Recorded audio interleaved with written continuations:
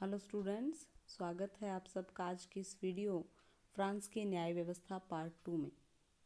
पिछली वीडियो में हमने फ्रांस की न्याय व्यवस्था की विशेषताओं को जाना था। आज की इस वीडियो में हम देखेंगे फ्रांस की न्यायपालिका का संगठन किस प्रकार से होता है।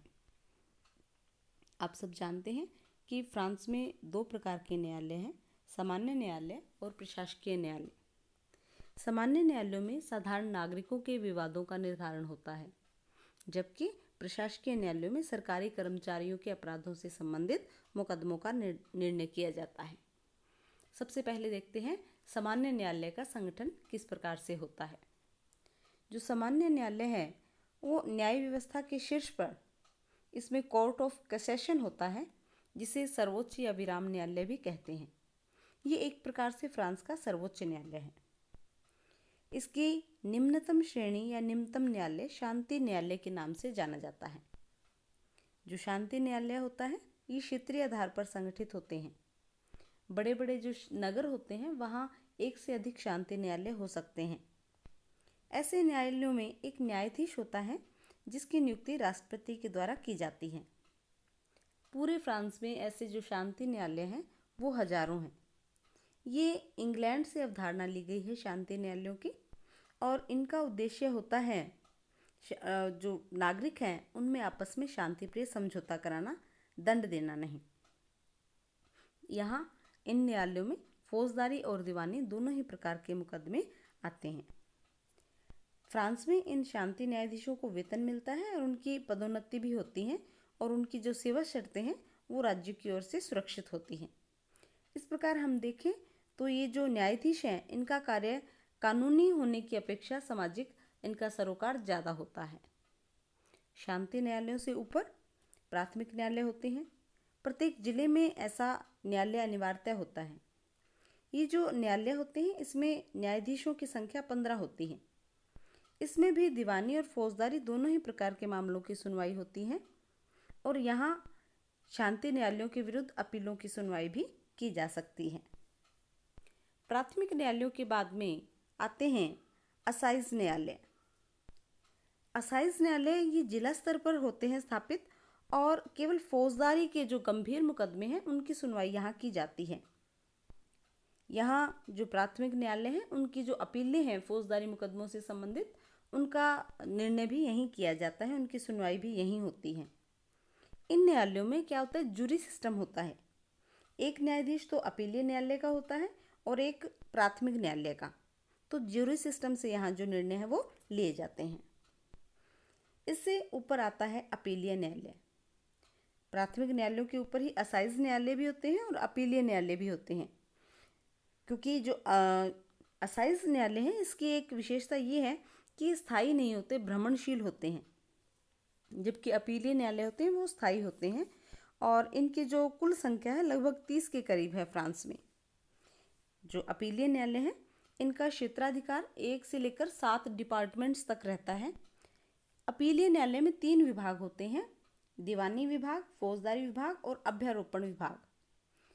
प्रत्येक विभाग में 5 न्यायाधीश होते हैं। दीवानी विभाग है वो दीवानी मुकदमों के बारे में, फौजदारी विभाग फौजदारी मुकदमों के बारे में, और जो अभ्यारोपण विभाग है वो इस बात का निर्णय करता है कि अभियुक्त पर दोष लगाया जाए या नहीं। इस प्रकार इन न्यायालयों में तीनों विभागों के अनुसार जो कार्य किया जाता है, और इनके जो है इस निर्णयों के विरुद्ध वापस अपील भी की जा सकती है। सबसे ऊपरी जो स्तर है वो आता है सर्वोच्च या विराम न्यायालय। हमने पहले भी बताया था कि इसे कोर्ट ऑफ कैसेशन भी कहा जाता है। इसका मुख्यालय पेरिस में है। इस न्यायालय में भी 3 विभाग होते हैं, याचिका विभाग, दीवानी विभाग और दंड विभाग। जो तीनों विभाग होते हैं इनके 3 विभागाध्यक्ष होते हैं, और कोर्ट ऑफ कैसेशन का एक अध्यक्ष होता है, और इसके अलावा यहाँ 45 अन्य न्यायाधीश भी होते हैं। याचिका विभाग ये विचार करता है कि जो अपीलें यहाँ लाई गई हैं वो न्यायालय में विचार करने योग्य है या नहीं। दीवानी विभाग दीवानी मामलों की अंतिम अपीलों की सुनवाई करता है, जिनको कि याचिका विभाग स्वीकार कर लेता है। इसी प्रकार जो दंड विभाग है वो भी समस्त जो फौजदारी मामले हैं उनके मुकदमों के अपीलों पर निर्णय देता है। एक बात जो यहाँ विशेष ध्यान देने वाली है कि यहाँ इस न्यायालय को आरंभिक क्षेत्राधिकार प्राप्त नहीं है, यहाँ केवल अपीलों की सुनवाई होती है। तो इस प्रकार हम देखते हैं कि पूरा एक जो संगठन है, जो श्रेणी है, वो यहाँ न्यायालयों की है। लेकिन ये जो न्यायालय हैं ये भारत के या अमेरिका के सर्वोच्च न्यायालय जैसे नहीं है, बिल्कुल यहाँ से भिन्न है। लेकिन फिर भी फ्रांस में इनको जो पर्याप्त सम्मान प्राप्त है। ये जो न्यायालय है पूरे देश की न्याय व्यवस्था को संगठित और एकीकृत करते हैं। अब हम बात करते हैं प्रशासकीय न्यायालयों की।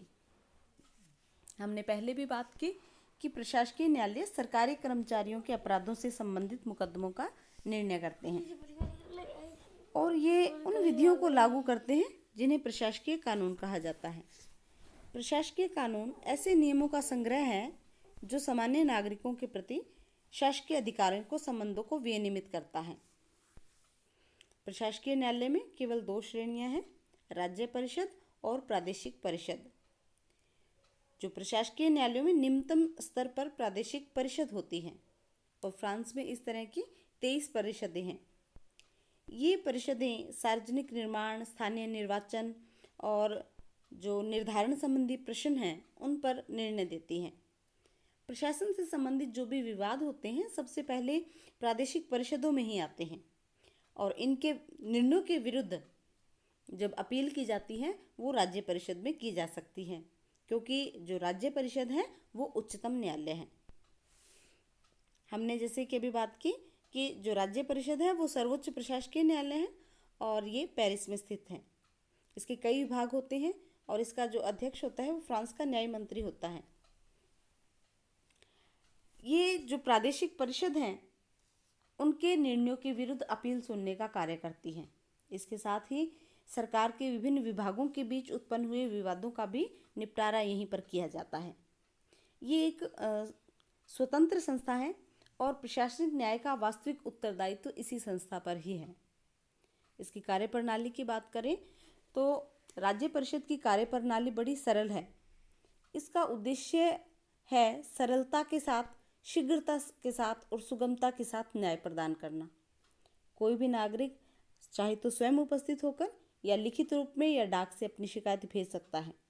2 महीने के अंदर संबंधित जो कर्मचारी है जिसके विरुद्ध शिकायत की गई है उसे सूचना दी जाती है और उसे 2 सप्ताह के अंदर अंदर अपनी सफाई देनी होती है।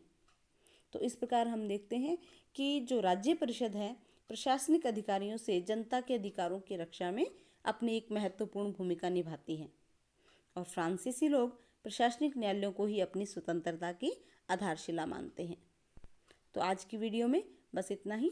मिलते हैं नेक्स्ट वीडियो में, तब तक के लिए थैंक यू, धन्यवाद।